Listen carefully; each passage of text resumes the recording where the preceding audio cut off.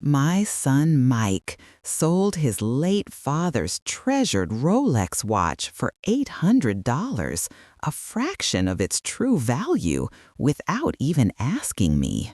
But what he didn't know was that the watch held a secret, a key to a $3 million fortune his father had hidden to protect me from this very betrayal.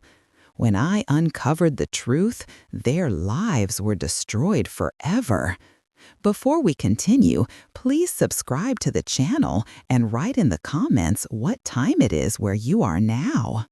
The house felt so quiet after Frank passed. For 40 years, his presence had filled every room.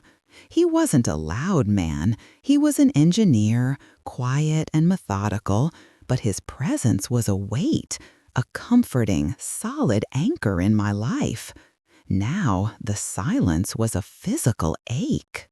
My one comfort, my one connection to him in the years since his heart finally gave out, was his ritual. Every morning, I'd go to his dresser, to the polished valet box where he kept his things. I'd pick up his Rolex.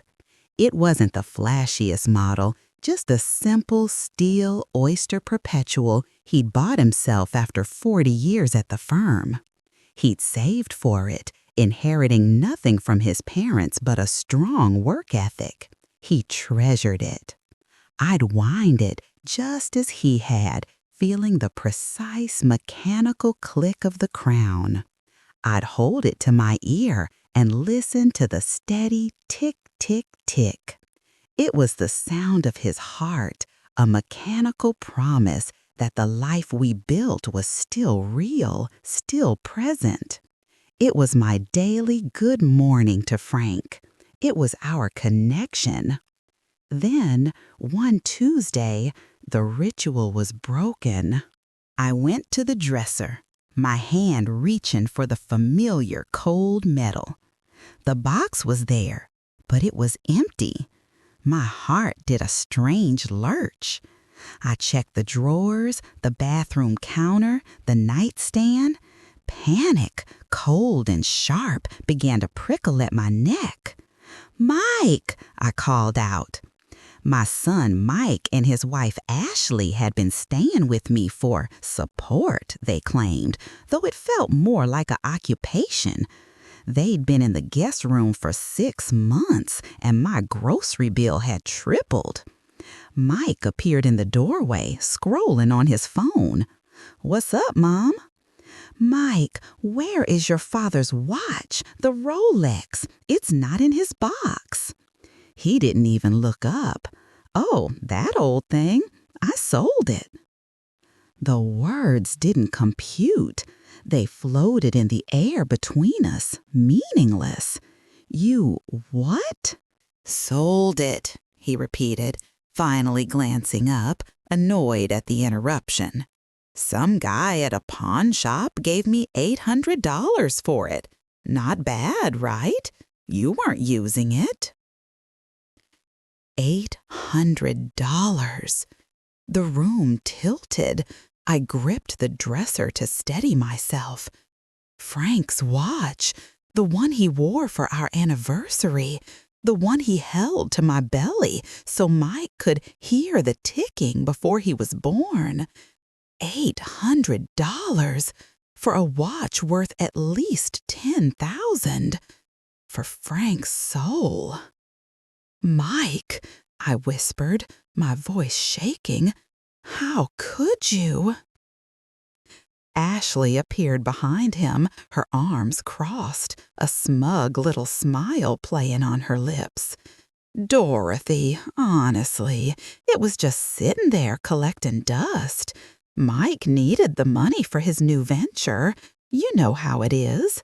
Frank would have wanted to help his son." "Get out," I said. "What?" Mike finally put his phone down. "Get out, both of you." The grief I'd felt for a year was replaced by something else, a cold, sharp clarity. This wasn't just carelessness. This was a violation. This was theft. Ashley rolled her eyes. Oh, don't be so dramatic. It's just a watch. It was never just a watch, and they were about to find out exactly what they had done. I would get that watch back, and I would find out why they were so desperate for $800. My first call was to the pawn shop Mike had so carelessly mentioned. I walked in, my hands trembling, the small bell over the door announcing my arrival. The man behind the counter recognized the description immediately. Ah, the Rolex. Yeah, your son said it was his. Nice piece. How much to buy it back? I asked, my voice tight. He looked at me, then at the watch, then back at me. He knew. He saw the desperation in my eyes. For you, $2,000. Extortion. But it didn't matter. I paid him in cash, my emergency fund depleted in a single transaction. As I held the watch, the familiar weight settling into my palm, I noticed a tiny, almost invisible seam on the side, one I'd never seen. I pressed my fingernail into it. A tiny compartment, no bigger than a fingernail, clicked open. Inside wasn't a secret diamond or a love note.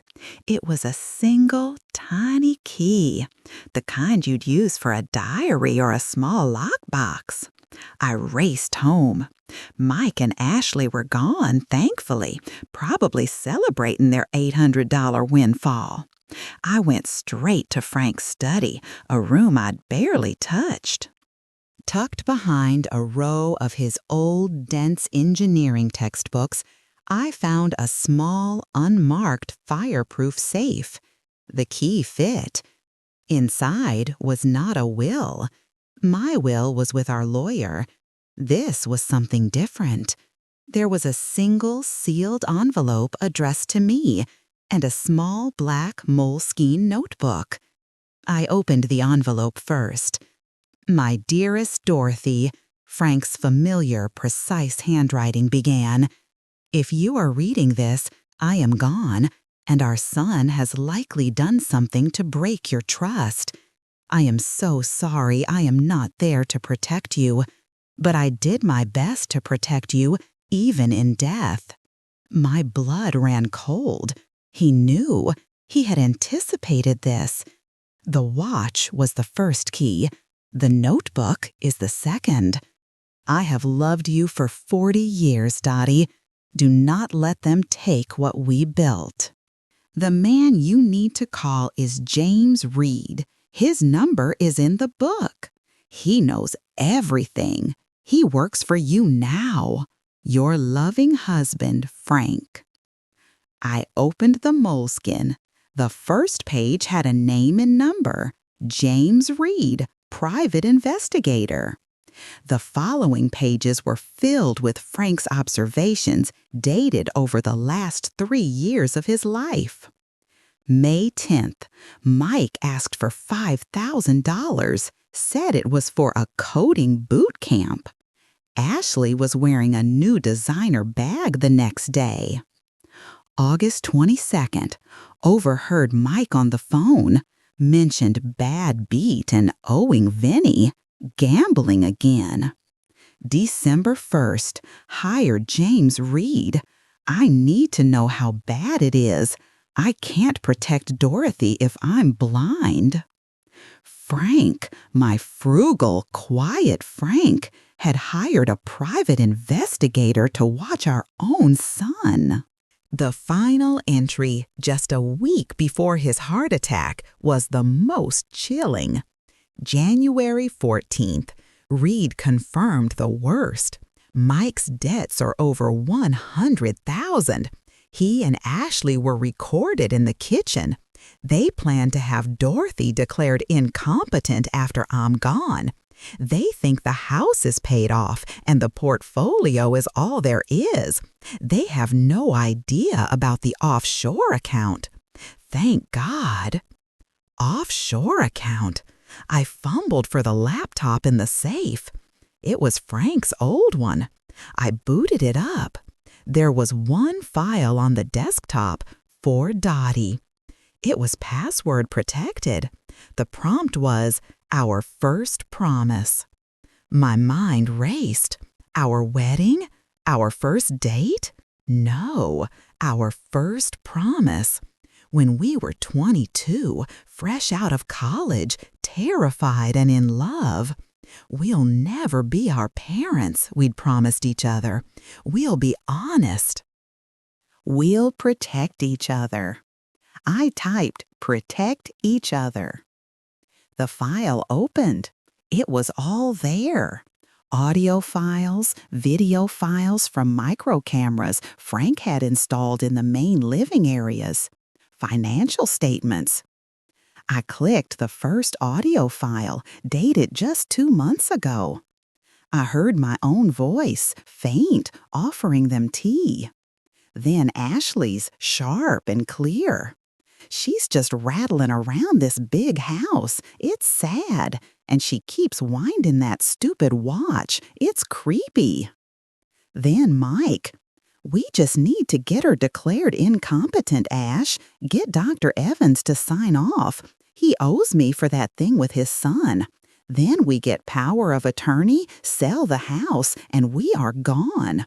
The portfolio alone has to be worth $700K. I felt sick. Dr. Evans was a golf buddy of Mike's, a man I'd had over for dinner. They were actively plotting to steal my life, my home, my sanity. And then I saw the bank statements. Not our shared Chase account, an offshore account in the Cayman Islands, opened in 1985 with an inheritance from Frank's aunt that he told me he invested in something safe. The balance, $2,947,812. For 40 years, Frank had lived frugally, meticulously investing and growing this secret fortune, not for himself, for me, to protect me from the one threat he couldn't bear, our own child. My grief for Frank returned with a suffocating, powerful wave, but this time it was mixed with a profound, burning gratitude. He had armed me from the grave. I looked at the Rolex in my hand. I found the second seam, just as the notebook described. Inside, a micro SD card. I loaded it. Elderly female narrator, tone, narrow narrator type grandma voice. Photos of Mike at poker tables. Audio of Ashley bragging to a friend about how senile I was becoming. A detailed plan to isolate me from my friends, to build a case that I was losing my mind. The watch hadn't just been a connection to Frank, it was a breadcrumb. It was an arsenal. I closed the laptop. The shock was gone. The hurt was gone. All that remained was a cold, hard resolve. Frank had done his part. Now it was time to do mine. 2 days later, the other shoe dropped, just as Frank's notes predicted. "Mom, we're worried about you," Mike said, his face a mask of false concern. He and Ashley were sitting at my kitchen table. They'd returned as if nothing had happened, acting surprised the watch was found. I'd simply said I'd misplaced it. Ashley held a stack of papers. "You've been so forgetful lately, misplacing Frank's watch, forgetting to pay the water bill, a bill she had hidden." "It's just a simple power of attorney, Dorothy," she said, sliding the papers toward me. "Just so we can help you manage Frank's estate. Take the burden off your shoulders." They were doing it, exactly what Frank had recorded. A power of attorney, I said, my voice surprisingly steady. That's very thoughtful of you. Mike smiled, relief flooding his face. He thought I was caving. Exactly. We just want to help. Actually, I said, picking up my phone, I have my own legal counsel. I'd like them to review this. It's what Frank would have wanted. Mike's smile faltered. Legal counsel? Mom, this is family. We don't need lawyers. Oh, I think we do. I made the call. Mr. Reed, this is Dorothy Sullivan, Frank's wife. It's time. The doorbell rang precisely 15 minutes later. Mike and Ashley looked confused. Mom, who is that? That, I said, opening the door, is Mr. Harrison, your father's attorney, and this is Mr. James Reed, a private investigator. Mike's face went white. Ashley's jaw dropped. Dorothy, what is this? Ashley demanded. This, I said, is Frank's final gift. Mr. Harrison, a stern man I'd known for 20 years, placed his briefcase on the table. Mr. and Mrs. Johnson, I am here to represent Dorothy Sullivan, and Mr. Reed has some findings to share. James Reed, a man with the quiet intensity of a hunter, didn't sit. He simply stood by the door and played the first audio file from his own device. We just need to get her declared incompetent, Ash. Mike lunged for the device, but Reed was faster, holding it aloft. I wouldn't, Reed said calmly. Tampering with evidence is a felony. This is illegal, Ashley shrieked. You can't record us in our own home. Actually, Mr. Harrison interjected, Frank wired his home, which you were living in as guests. It's perfectly admissible, and it gets much, much worse. It's not just the recordings, Reed said. We have bank records, forged checks from your mother's account, wire transfers from Frank's estate account that you, Mike, were not authorized to make. Your new venture was a front to pay your gambling debts. This is slander, Mike shouted, but sweat was pouring down his face. Is it? Reed asked.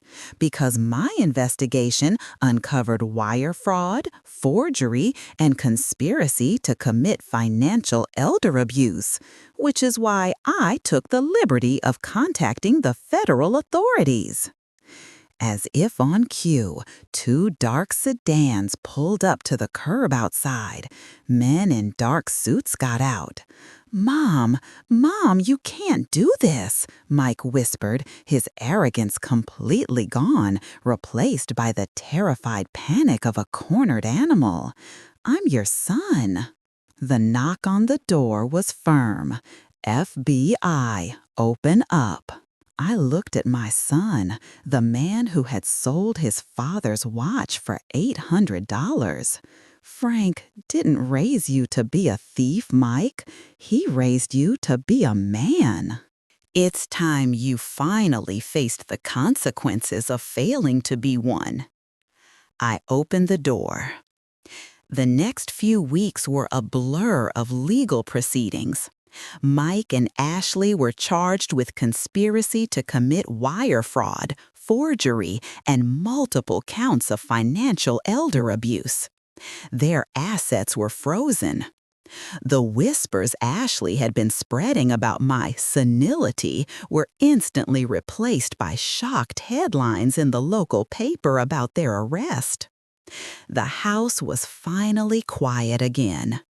Mr. Harrison handled the estate, liquidating the assets Mike and Ashley had been eyeing and transferring the $3 million from the offshore account into a new secure trust under my sole control. James Reed delivered Frank's final letter to me. My dearest Dorothy, if you are reading this, my plan worked. I am so sorry I had to put you through this. I saw the darkness in Mike, and I couldn't stop it.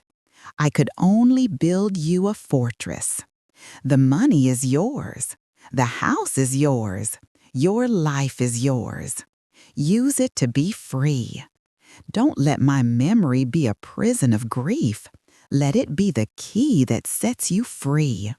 I have loved you for 40 years, and I am protecting you still. Your loving husband, Frank. I did use it. The first thing I did was take the $700,000 from Frank's known portfolio, the money Mike had been trying to steal, and donated it to the local hospital to build a new cardiac wing. The Francis Sullivan Memorial Cardiac Wing was dedicated 6 months later. My granddaughter, Melissa, Mike's daughter, who was away at college and knew nothing of her parents' scheme, came to me, tears in her eyes after the trial. "Grandma, I had no idea," she whispered, clutching my hand. "I don't know what to say." "You don't have to say anything," I told her, pulling her into a hug. "You are not your parents." I live a quiet life now. The house is peaceful. I still wind Frank's Rolex every morning, but it's not a ritual of grief anymore. It's a ritual of gratitude. My husband, the quiet engineer, had seen the unseen battles coming. He couldn't fight them for me, but he had left me the weapons to win the war. I learned that day that true love wasn't just passion and companionship. It was protection. It was a quiet 40-year-long plan to ensure that even in death, he would be my shield. If you like this story, please like this video, subscribe to the channel, and share your impressions of this story in the comments. To listen to the next story, click on the box on the left. Thank you for watching.